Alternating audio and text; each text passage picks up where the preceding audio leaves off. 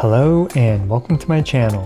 I went to lose gaming. Sayu, the pint-sized Shumatsuban ninja, has rolled her way into Genshin Impact. In this video, I'll be showcasing some Sayu shenanigans and demonstrating what a low investment Sayu build can do for you.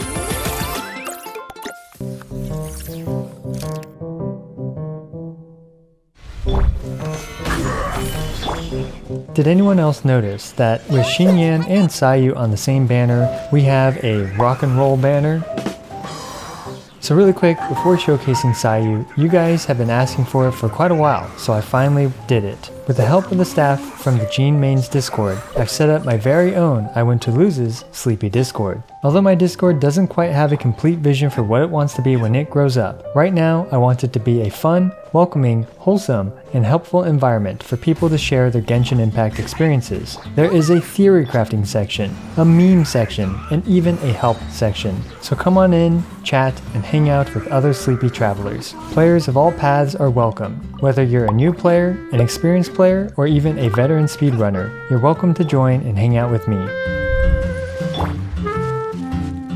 There are a few important things to immediately note about Sayu. The first one is that her passive, the Yuhu Art, Silencer's Secret, only works up until you grab the first crystal fly, after which the surrounding crystal flies will be alerted and flee for their little lives. I'm going to be completely honest, I was a little disappointed with this. Nonetheless, this still gives you a much needed jump start against these little fiends, and will certainly net you a higher catch rate in the long run. The next thing to note is Sayu's E offers a stamina-free way of traversing even faster than Mona's and Ayaka's dashes. Combined with an adult male double dash or with the aforementioned Mona or Ayaka, you'll be able to save a lot of time in the aggregate of your playthrough in Genshin Impact.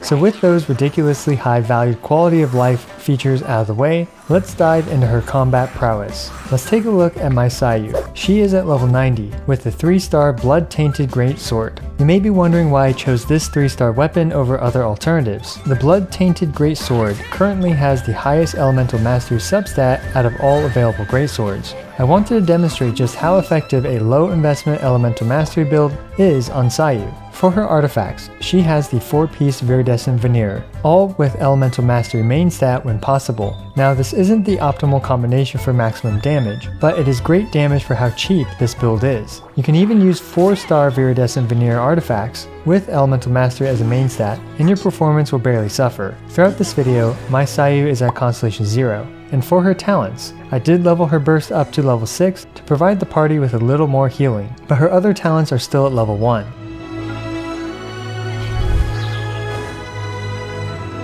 Let's take a quick look at her kit versus the Cryo Regisvine. Starting off with her basic attacks and stuff, since my basic attack is still at level 1, they are doing almost negligible damage and are absolutely not worth using. Now I'm not saying that Sayu cannot be a competent basic attacker, it's just that my Sayu currently is not. Next, let's take a look at her Tap E elemental skill. A great thing about Sayu's Tap E is that it swirls twice, with a 6-second cooldown. This is a great way to pump out a quick double swirl's worth of damage. Now let's try the Hold E version. Hold E allows Sayu to pass through the enemy and infuses her with elemental damage. Her Hold E has some really odd internal cooldowns, so I'm not even going to try to figure that out. But over the course of her entire Hold E, she procs Swirl on the Cryo Regisvine 9 times, in around 11 seconds. A pretty impressive number of swirls in my humble opinion. And of course, we cannot forget about Sayu's burst, the Yuhu Art Mujina Flurry. Sayu's burst immediately swirls on deployment. I used Bennett's E to continuously reapply Pyro for her burst to swirl. Every other hit from her burst swirls, and in total, her burst swirled 5 times.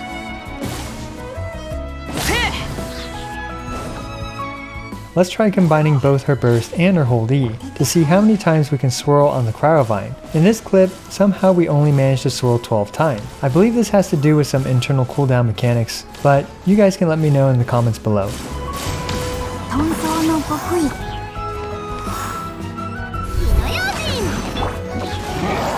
So that all seemed rather interesting, but how good is it in an actual combat situation? Can we apply her high swirl rates in a useful environment? Well, let's try her out in Abyss 12. For this team, Sayu is mostly here to enable the most overpowered chef in gaming history, Xiangling. Xiangling has the Favonius Lance as her weapon of choice. And she is using the 4-piece Crimson Witch of Flames. She's at Constellation 6 and her talents are at 7, 12, and 12. Next, I have Bennett. Bennett has the Festering Desire and Noblesse Oblige. Sayu has the same build as before, the Blood-Tainted Greatsword and the 4-piece Viridescent Veneer. And finally, we have Mr. Zhongli, who is here to make this run as comfortable as possible. He is wielding the Black Tassel, so that he also does not do too much damage. Now before you go rolling off building this team and thinking it's extremely powerful, let me just say that this current Abyss is tailored towards this team. The gazillion energy particles you generate every 2.5 seconds during energy high tide more than makes up for the energy low tide. And even a character like Xiangling with her 80 energy cost burst has almost no problems with uptime. We are seeing some hilarious efficacy to this strategy, as each of Sayu's swirls are doing around 7,000 to 14,000 damage to each of these samurai. On top of all this, Sayu is shredding pyro resistance by 40% for Xiangling's Pyronado. This performance being this effective is largely due to the multi-targeted nature of this Abyss, as well as the infinite energy and finally how overpowered Xiangling is, especially if she always has her burst up. Nonetheless, this is still a remarkably effective performance and much more effective than I expected.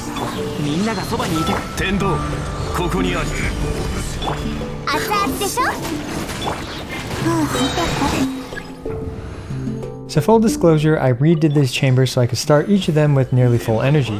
Anyway, the same strategy applies for 12-2-1 as well. Petrify, set up pyro stuff, and roll to win. What has this game become besides a giant rolling meme at this point, when you can curb stomp the hardest content in the game with a tiny rolling ninja? Midi-churls? No problem. Just swirl them dozens of times. Giant hulking lava churl? I brought a chef and a rolling tanuki.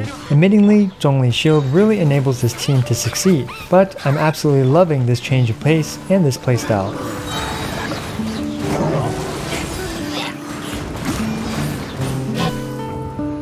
And finally, we have 12-3-1. 12-3-1 has one of this team's biggest weaknesses, and that is a single target. Bum bum bum. Nonetheless, Xiangling's Pyronado damage is still amazing even against a single target, so it wasn't all that long before this robot was taken for a spin.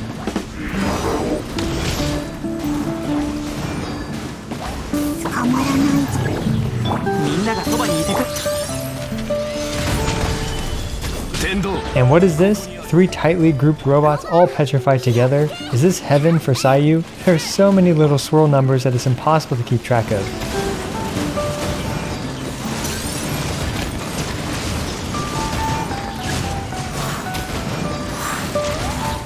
And to wrap up this run, we have a very satisfying Sky Meatball finishing the job.